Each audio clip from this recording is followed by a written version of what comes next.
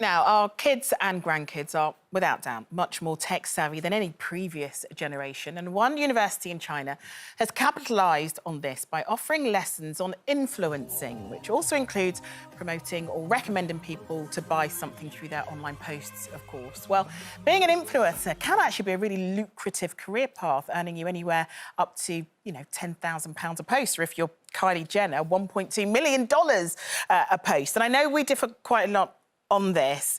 I have no issue with these kids learning to be influencers because essentially you're teaching them how to be entrepreneurs, in my opinion. A friend of mine, Sarah, recently gave up her full-time job in law in order to continue running her page and to teach other people and to coach other people on how to run their own Insta pages, for example. I think it's a great career path if you are talented, if you know the business, if you know how to grow a business, and also, especially for a lot of women who are mums, it's a good way for them to earn money whilst also, being at home and looking after the kids, for example. And I know from your face, Janet, I know it's not something that you really agree with, do you? I profoundly disagree with it.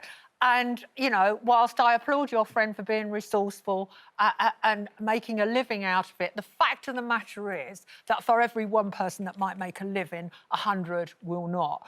But the basic thing behind influencers, the basic thinking behind it is what makes me quite uneasy. First of all, these children could be at school broadening their minds, acquiring school skills to get a real job and a career that would last them their whole life, rather than be an influencer and suddenly not be an influencer because not enough people are following you.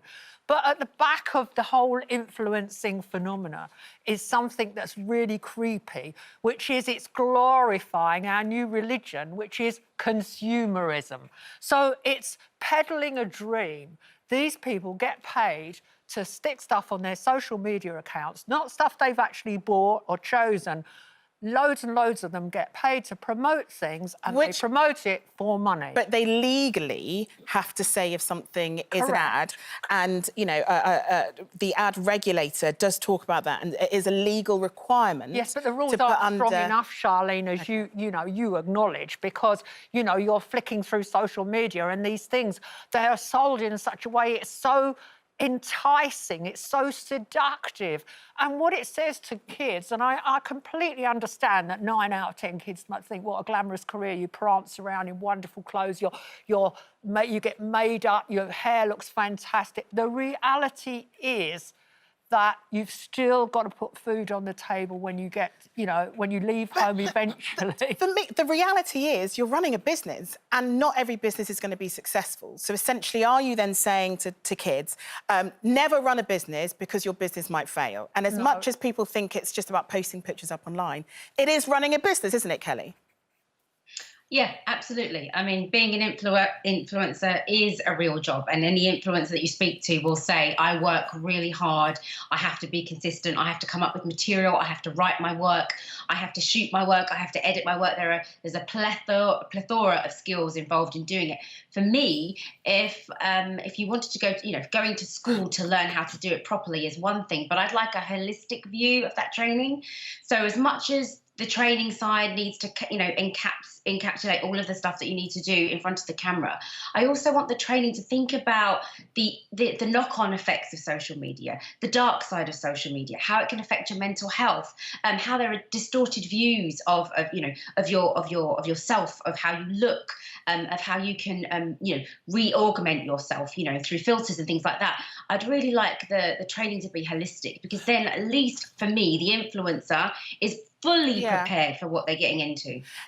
Brenda, Jamal arguably was one of the first influencers. Was it a career choice that you agreed with at the time? It wasn't a career choice, and I've said that. And, he went to college and I wanted him to go in college. He was studying video editing at college, and in the majority of his time he was filming. And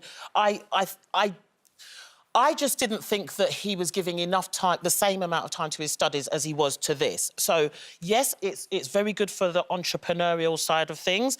But for me, I wanted him to make sure that he had a fallback career because it doesn't last all the time. And yes, he has been successful with it and he puts positive spins on it where he's putting positivity out to young people and talking about things such as mental health and everything else. He addresses that.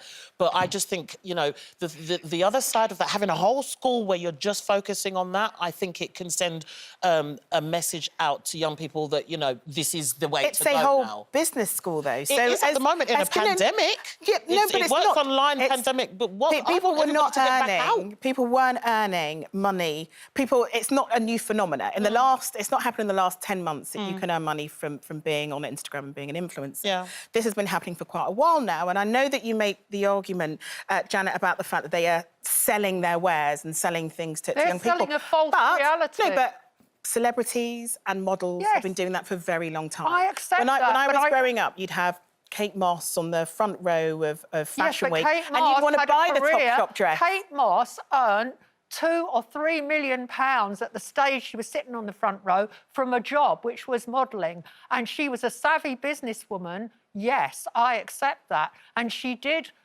do things outside modelling. But, you know, I wouldn't cite Kate Moss, nor, as Kate Moss has always said, she is no role model for anybody. No, but she simply is Kate Moss. But all I'm saying is I would rather if I had a daughter that she was training to be a plumber or an electrician than be a social influencer with fake eyebrows and a funny, elongated or funny-shaped face. Well, interestingly, my parents never wanted me to be a journalist because, according to them, that wasn't a proper job. I know, and I my dad needed said the a same. backup plan. And look where I am now.